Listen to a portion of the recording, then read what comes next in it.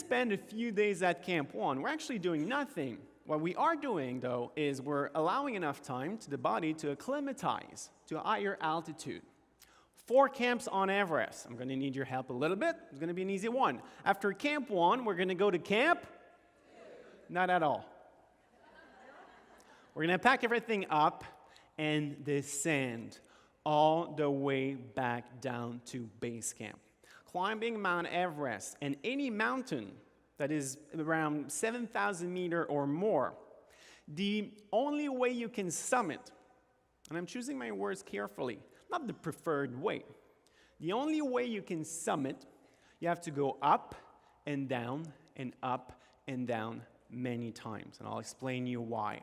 So we're back at base camp. We recover a little bit, and then off we go. So the same route, it's not any easier the second time. The same 10 to 12 hours of work to get back to Camp 1. We're going to sit there for a few days again, and then 10 hours to Camp 2. And from Camp 2, after about a week, we're going to go to Camp 1? Not at all. All the way down to base camp. And we're going to do this again. So things are getting pretty serious now. And as you can see, days and weeks are going by. Camp 3. On the summit bid, this is where you go on oxygen. This is not the summit bid. What we do now, we're going to go to Camp 3, 1 night only, without oxygen. Why? We're going to go make our bodies as uncomfortable as possible so that they can change and adapt as much as possible. This is my hope. This is my why. I inspire people to just start and take that first step and to believe. And the reason we go up and down, when your body acclimatizes to higher altitude, it starts producing more red blood cells. That too is a process, and it takes time. So we go up in altitude, give the body the signal it needs to change. It needs to do something different. That hurts. You know what hurts even more?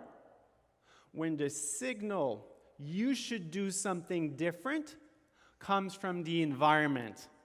That hurts even more. When the signal comes from your competition, that hurts a lot. When the signal you need to do something different comes from your clients, that's what hurts the most. Want to be successful? You need to be proactive. Commit to continuous learning. You don't learn and change and adapt to catch up. You do it so that you can lead, dictate the pace. As an athlete, I know. I got a little faster over the years. When you can dictate the pace, you can decide who suffers when and how. This is how you win.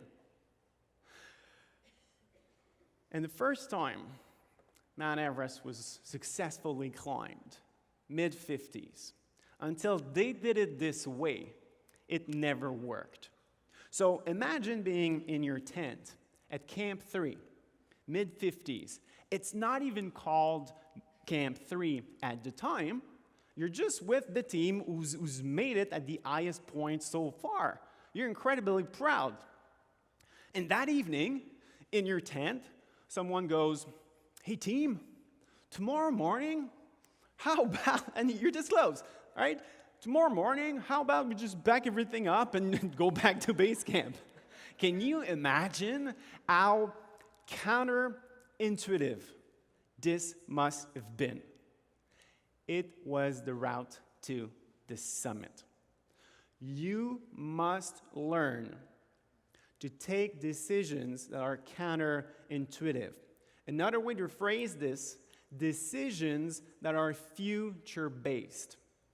Where's the goal, and what are the new actions needed to accomplish that vision? Meaning, you're going to need to stop doing a lot of things. You're going to have to start doing different things as well. This is easier said than done because we have our habits and our beliefs. But again, this is how I started the talk. You change the story, you change the beliefs, you give yourself permission to succeed, and then taking those actions is a lot easier.